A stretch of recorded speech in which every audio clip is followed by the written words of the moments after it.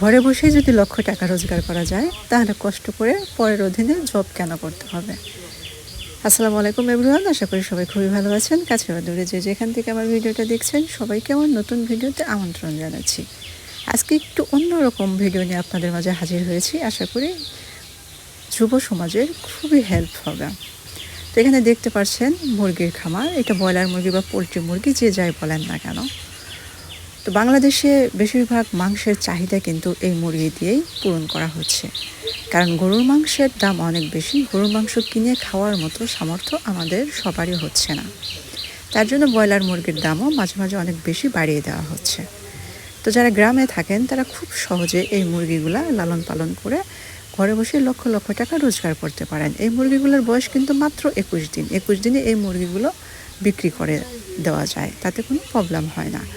টাকাটাও আপনার খুব একটা বেশি লাগে না, এই খামারে দিতে খুব একটা বেশি টাকা লাগে না।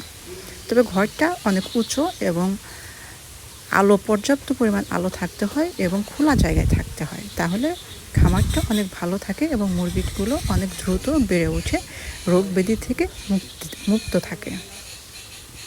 তো বাইরের ভিউটা আমি একটু শেয়ার করলাম। বাইরের ভিউটা আমার কাছে অসাধারণ লেগেছিল। আমার ফুল অনেক বেশি ভালো লাগে, আর সর্ষে ফুল হলে তো কোনো কথাই নেই, জাস্ট ওয়াও। তো বাইরের ভিউটাও একটু আপনাদের সাথে শেয়ার করলাম। সর্ষে ফুল কিন্তু আমার খুব বেশি পছন্দ। এরপর আমি গিয়েছিলাম গরুর খামারে। এইখানে অনেকগুলা গরু আছে, বেশ বড় বড় গরু আছে। তো এই গরুগুলো বিক্রি করা হয় 3 মাস বা 6 মাসে। এই 3 মাস 6 মাসে এই প্রতিটা গরুর মধ্যে থেকে লাভ হয় আপনার 20 থেকে 30 হাজার টাকা।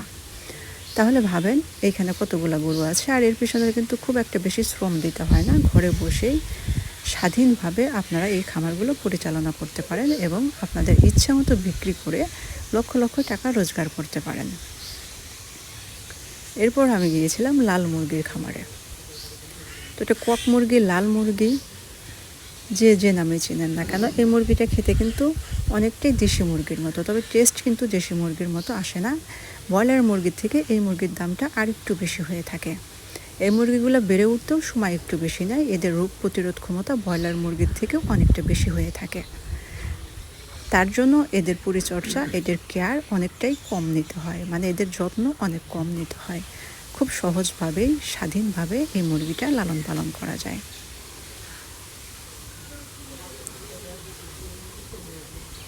যেসব ভাইয়ারা বড় বড় ডিগ্রি নিয়ে ঘরে বসে আছেন, চাকরি পাচ্ছেন না, ডিপ্রেশনে চলে যাচ্ছেন, লাইফটা কীরকমভাবে সাজাবেন বুঝতে পারছেন না, কিভাবে ঘুরিয়ে দাঁড়াবেন বুঝতে পারছেন না, ফ্যামিলির চাপ, প্রিয় মানুষের চাপ, সব কিছু মিলে হ্যারাসমেন্ট হচ্ছেন, তাদের জন্য আমি বলবো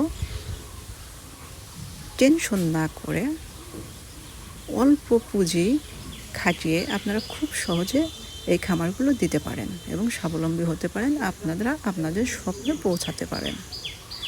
তা আমি জানি না আমার আজকের ভিডিওটা আপনাদের কাছে কেমন লাগলো। যদি ভালো লাগে তাহলে আমি কৃতজ্ঞ থাকব। কোনো কাজই কিন্তু ছোট না, যে কাজই হোক কোনো কাজই কিন্তু ছোট না। কাজকে কখনো ছোট করে দেখবেন না, কাজকে ভালোবাসতে শিখুন, দেখবেন জীবন অনেকটা সহজ হয়ে যাবে। আপনারা যদি কাজকে ছোট করে দেখেন তাহলে আপনি কখনোই সফলতা অর্জন করতে পারবেন না। সব কাজের প্রতি আপনাকে ভালোবাসা পোষণ করতে হবে, ভালোবেসে কাজটাকে আপন করে নিতে হবে, তাহলে আপনি সাকসেসফুল হতে পারবেন। এখানে দেখতে পাচ্ছেন সরিষা ক্ষেত, দুটো ক্ষেত কিন্তু পাশাপাশি। একটা ক্ষেতে সরিষার দানা হয়ে গেছে আর একটা ক্ষেতে ফুল ফুটে আছে। আমার কাছে খুব বেশি ভালো লাগছিল ভিউটা, তার জন্য শেয়ার করলাম। তো ভালো থাকবেন সবাই, আবার দেখা হবে নতুন কোনো ব্লগ ভিডিওতে।